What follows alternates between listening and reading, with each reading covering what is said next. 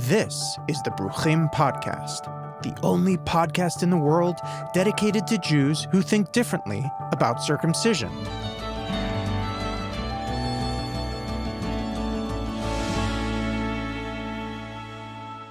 Welcome back to the Bruchim podcast. I'm your host, Eli Sargon, and joining me today from New Haven, Connecticut is our Director of Education, Max Duboff. Max, it's a pleasure to be back with you. How's it going? Yeah, going well. Always happy to be having these important conversations. And joining us today from Syracuse, New York, is our special guest, Rabbi Oren Steinitz. Rabbi Steinitz, welcome to the Bruchim podcast. It's a pleasure to have you here. Thanks for having me. Always a pleasure. Yeah. So, Rabbi Steinitz, I was wondering if you could give us a little bit of an introduction to you, who you are, what you do, and then we can jump into our conversation. Sure. I am the rabbi of Congregation Beth Shalom Chavra Shas. It's a conservative congregation here in Syracuse. I'm originally Israeli. I have a PhD in religious studies and communications from the University of Calgary. And my rabbinic affiliation is through Aleph and Ohala, the Association for Jewish Renewal, also part of the newly emerging Beit Kaplan Reconstructionist Association. So when Max and I started talking about hatafat brit, we thought it would make sense to reach out to someone who actually has literally hands-on experience with the practice. And you were gracious enough to agree to talk to us. So maybe you could tell us a little bit about how you came to be involved with this rite. Well, of course, as a congregational rabbi, I serve on Beit Din for conversion. I have a smicha as a dayan from Aleph, Canada, so I actually studied laws of conversion, laws of giyur, pretty extensively. And I don't even remember who was the first person that told me that hatafat brit can be actually done by the rabbi or actually can be done by the conversion candidates themselves, and that it's a very simple and relatively painless process, practically painless.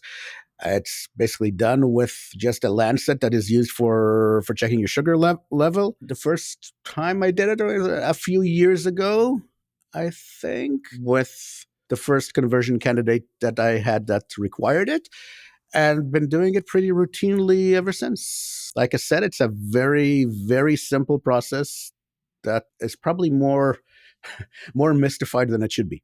Well, great. Well, let's do a little more to demystify. Thank you so much for getting us started there. So how do you begin talking with someone about circumcision or hatafat brit in the conversion process? Are there kind of ways that you think about bringing this up or introducing the topic, or what do you find is helpful with this? Honestly, it is something that I even bring up in the first meeting with the candidate, because I don't want any surprises. I don't want anybody to spend 6 months learning and says, I have to do what now? And obviously it's an awkward conversation. But on the other hand, I find that just being honest and open about it is a great way to break the ice. And most people were very willing to talk about it pretty openly. I'm actually always surprised about how okay people are with this conversation. Obviously, when circumcision is needed, it's a much longer and more difficult process that obviously requires medical expertise, which is well beyond my pay grade. But I'm happy to make the connections to physicians who can do that. One question, which I'd just love if you could address a little, is the question of why, if at all, hatafat brit would be required, right? So from your understanding of Jewish, I'm not debating this, but just from kind of, as you were saying, you've studied laws of conversion, from your understanding of Jewish sources, what's the sort of thought process for requiring hatafat brit for conversion candidates who are already circumcised? So it's interesting because it's not as clear cut, no pun intended, as I'm sorry, couldn't help myself. And it's not as uncontroversial as people might think. There were actually disputes in the Talmud and the Poskim about whether and at all is it even necessary? And it comes down to the question of what is more important, the actual act of brit milah, the actual act of circumcision, or being circumcised. And rabbis are still actually not entirely sure, but in order to be, yotze kol hadeot, to follow all different approaches, we basically do both. Meaning that the act of doing the hatafat dam as a symbol of the covenant is perceived as necessary, if not halachically, then psychologically, I think. But obviously, being circumcised is the more important bit of it in terms of halacha, because, we all learned in probably Hebrew school, I don't know how we traumatize kids with this stuff, about how during the time of the Hasmoneans, the Hellenistic Jews would pull their foreskins in order to appear Greek at the bathhouses, and that was seen as a horrible deed by the rabbis, who saw it as basically trying to hide your Jewish identity and to assimilate into the prevailing culture. Part of what you're raising here that I think is important to note is right, that there has been historically debate in some of the rabbinic sources about what exactly is required for conversion, but also, as you're noting, there's a sort of commitment in practice in the rabbinic tradition that's quite longstanding of having circumcision as a norm. Mm-hmm. And then there might still be a question, though, of how that norm of circumcision relates to the actual practice of brit milah or hatafat dam brit as a substitute. Of course. And so when you were talking about sort of following all of the opinions, if possible, as a halachic principle, were you thinking of that primarily or only as a halachic principle, or also in terms of sort of the legitimacy of conversions today and trying to help folks' conversions be accepted in as many places as possible? Well, both are important, but to me, as a non-Orthodox rabbi in a conservative congregation, both principles are very important. Part of what I admire in the conservative movement that I do not see so much in some of the other streams of Judaism is the commitment to Klal Yisrael, as to the idea that yes, we're conservative Jews, but we're also Jews, first and foremost, and that we do not live in a vacuum. And if we want our conversions to be accepted as broadly as possible, we try to do things, quote unquote, right. I mean, of course, to an extent, right? For instance, obviously, most Orthodox rabbis would not accept a non-Orthodox conversion no matter what, and some would not accept it if there is a woman on the Beit Din, which is something that I absolutely refuse to even entertain, because, why would I try and appease a theoretical Orthodox rabbi that probably will not accept my conversion anyhow, and at the same time completely disregard an important colleague, right? So I'm very aware that even with the commitment to Klal Yisrael and with the commitment to halacha, we all make our choices. We all draw a line somewhere if there's some contradiction with our principles and values. I wonder if that comes to play in the sort of orientation conversation also. In other words, part of the, if you have a foreskin, you're going to have to be circumcised. If you don't have a foreskin, you're going to have this procedure done, this hatafat dam brit procedure done. Are you also telling them, and by the way, if at any point you're going to need this conversion to be recognized in Israel or by certain kinds of courts, then, you might have to do it again or something? Again, it's part of the honest conversation that we started at the beginning. Because for the purpose of Aliyah, now conservative and reform conversions are recognized by the Israeli authorities. And I always preface it with right now, because we never know how this is going to play out. Things have been vague on that regard for many years, and honestly, probably purposefully. So I basically tell the candidates, right now, if you ever want to make Aliyah, this will probably be okay. Who knows what's going to happen in the future? But I also explain that this is a political matter rather than a halachic matter or a Jewish matter. I also say that probably most Orthodox authorities would not regard a conservative conversion to be kosher, and that, I said, is not about you; it's about me.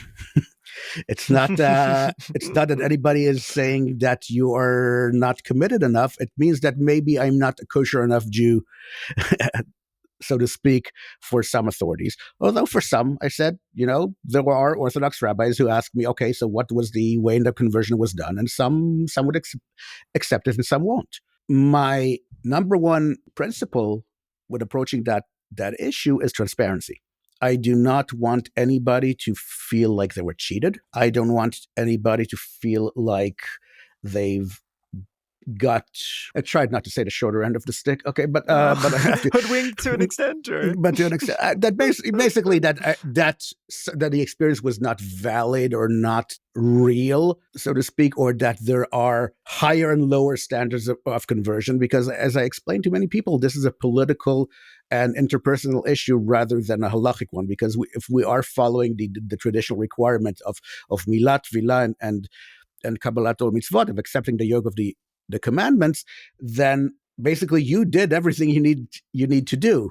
And I said, if people do not accept your conversion, at the end of the day, it's their problem. I want to circle back to something that you raised earlier, which I thought was super interesting, this psychological component of hatafat brit. Talk a little bit more about what you mean by that. I presume that you're going to insist that women and men have different psychological needs when it comes to conversion for that reason. Well, I don't know about needs, but, I am honestly, how should I say it? I don't know if needs is the word that I would use, because, women never expect, or people without a penis, basically, they have no expectation that this will be part of the process.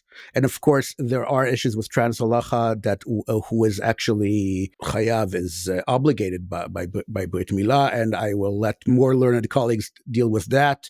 My authority on the subject is Rabbi Emily Kapoor Matter, and I always consult with her on these issues. But I think that for men in general, there is the expectation almost that this will be a part of the process, right? Because there's don't remember which article by J.Z. Smith from University of Chicago that said that until a certain point, circumcision was basically the sine qua non of being Jewish. Like if you had, if you were circumcised, you were Jewish, and if you were not, you were not. We said in the Torah about kol arel lo yochal bo, like that the people who have a foreskin should not eat the Passover korban, the Passover sacrifice. So I think that men who are approaching conversion, even if they're worried about this aspect of the process, they still feel that without it, it would probably not be, for lack of a better term, real. I had a talk with a friend who is recently joined the tribe. Mazel tov. And I asked him about this process. I asked him, if you were converting in a Reformed temple where they would ask you if you would, basically, at least in the Reformed temple here, it is not required but recommended. Basically, the rabbi asks you what if you would want to have hatafat dam, and if you do not want to, they still go ahead with the conversion, but it's basically left up to the candidate. So ask him, if you were converting at a Reformed temple, they would ask you if you want to do it. Would you give that up? What would you think? He says, no, I absolutely would not give that up. And he had an interesting way of phrasing it, that basically this is a sort of a ritual that is obviously unlike anything he has ever done before or ever again. He says, well, now in mikvah, I've been underwater in my life. This is something, but this is something that is so incredibly specific to the process of joining a Jewish people that he felt that it made more meaningful to him. Yeah, and that's so interesting, the role of managing expectations for conversion candidates in the conversion process, and also the role of initiation rituals, and how mikvah maybe can play that role quite prominently for some folks, but maybe for some folks, especially with penises, something relating to that organ could be especially helpful as an initiation rite. So I'm guessing that you haven't come across many people who didn't want to do a hatafat brit in their conversion process, based on how you're talking. Is that right? I have not encountered even one. I encountered people who were, I don't know if they had reservations, but they definitely had some anxiety around it. But I've never encountered anyone that even, at least to me, questioned why it was even needed. Sure. But in the event that you do at some point in your life encounter someone like that, would you insist upon it, or would, like the aforementioned Reform community, would you say that it should be up to the individual to make that decision? Look, I'm part of a conservative synagogue and I'm bound by the United Synagogue's policies. I cannot oversee a conversion that does not include this. This is from a technical, institutional point of view. Would I insist on it? I think I would. I think that this is still like if I was not bound by an institutional policy, I think I would still insist on that. Probably because I've seen it done and performed it so many times that I know, on one hand, the significant impact it has psychologically, and the fact that at the end of the day, it is a very quick, easy, and practically painless process. So I feel like there's the benefits outweigh the problematics in this regard.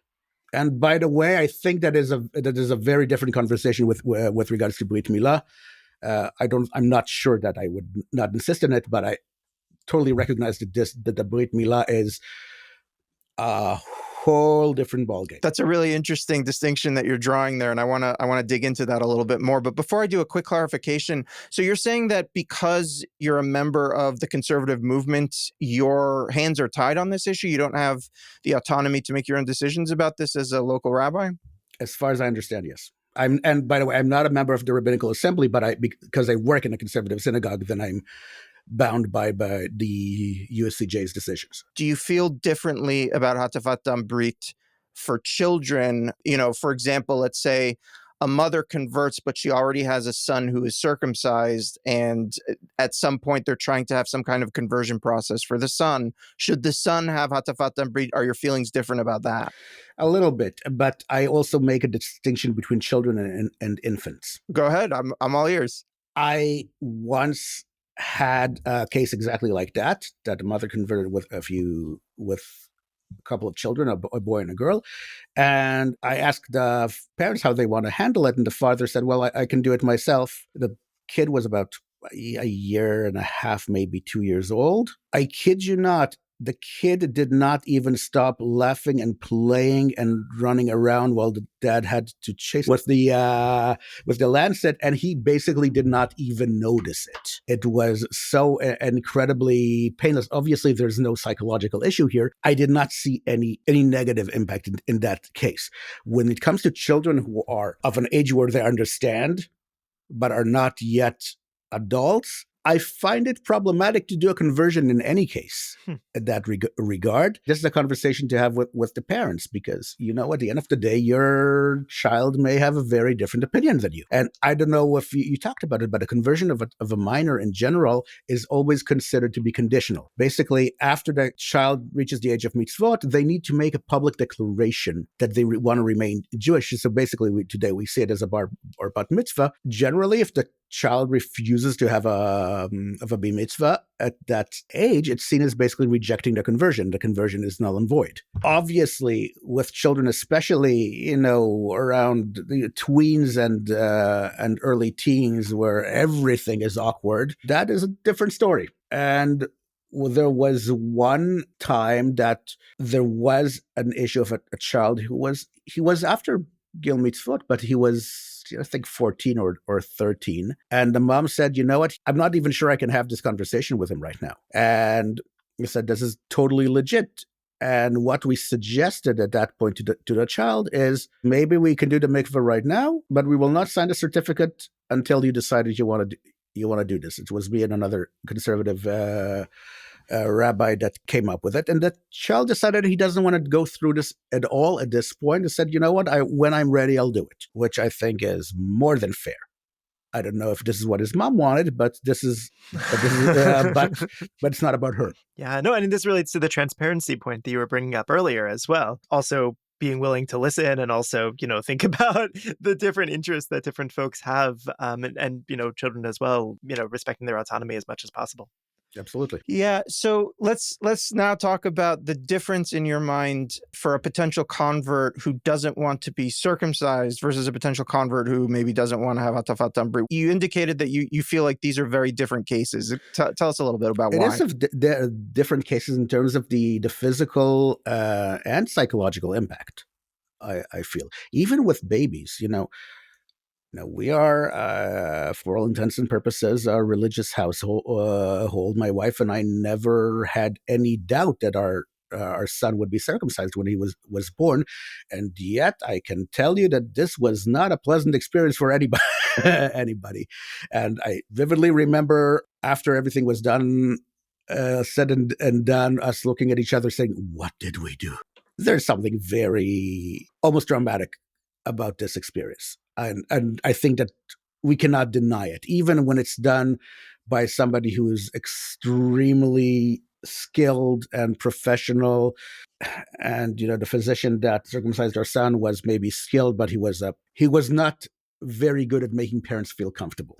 I have to say that I have to give a shout out to the Mohelet that we have in our community, Dr. Karen Beckman, who is fabulous, and I've never seen anyone who can make the parents feel so much at ease, and it completely changes the experience. If we had her when our son was born, we would have a much more pleasant experience. And for an adult, I just had a conversion candidate go through a brit milah as an adult. That's a process. That the recovery was not easy. It is, I think we had a few days that he basically had to take off work. And even then took about a week or two until everything healed.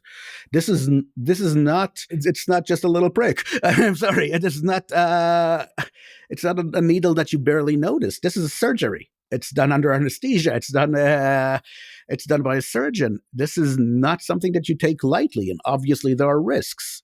Even with children, there are risks.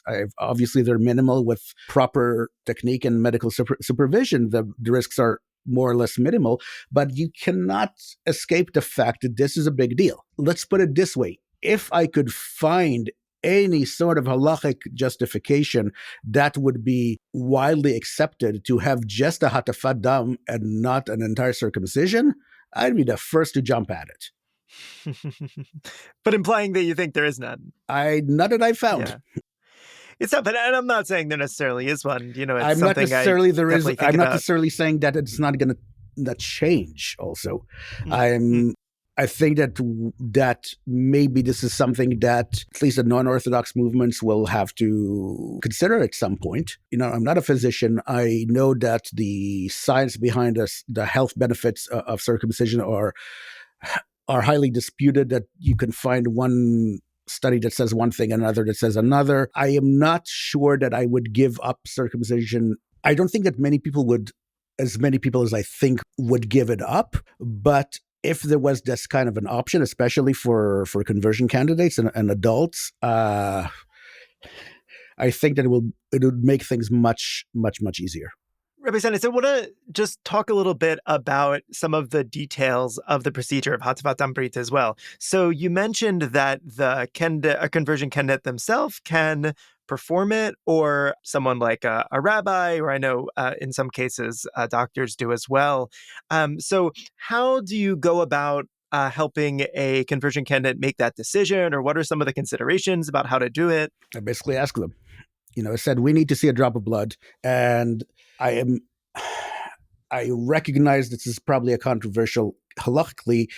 I think that seeing the blood with two witnesses is as kosher as doing it myself, because we're not even sure that there is a halachic requirement. Like when we say the bracha, I follow the opinion you say it without Shem and Malchut. You do not say the name of God, because we're not sure that it's even required. Oh, wow. Huh. Right? So it says Baruch shetzivanu lamul et hagerim instead of Baruch ata Hashem Eloheinu melech haolam, etc.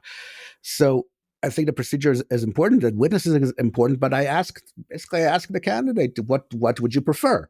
And some choose one way, some choose the other. So there's no honor system here where the person can say, "Yeah, I did it."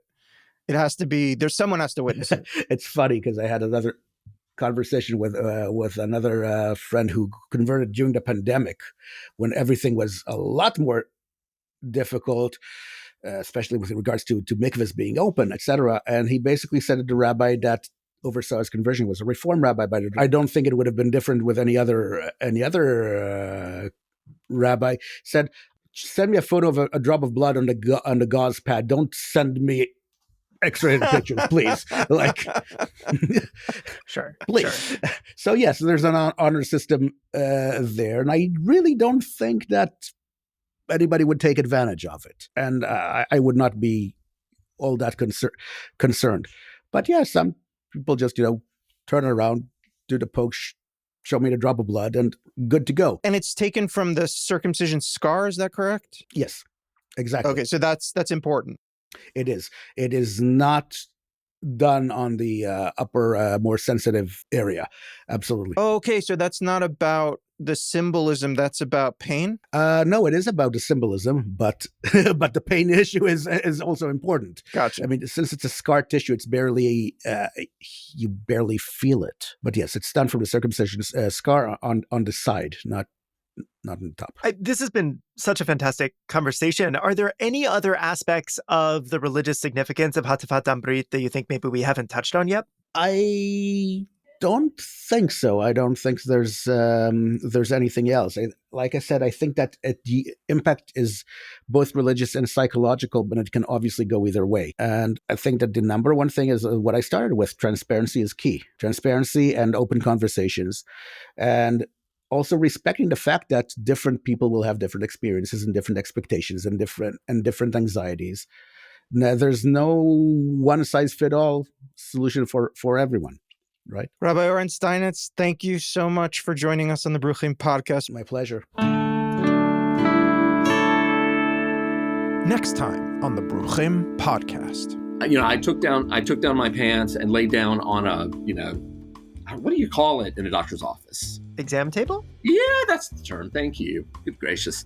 Laid down on the exam table, and basically he performed the procedure. And what I will say about it is that it was intensely painful for a fraction of a second, and that's all.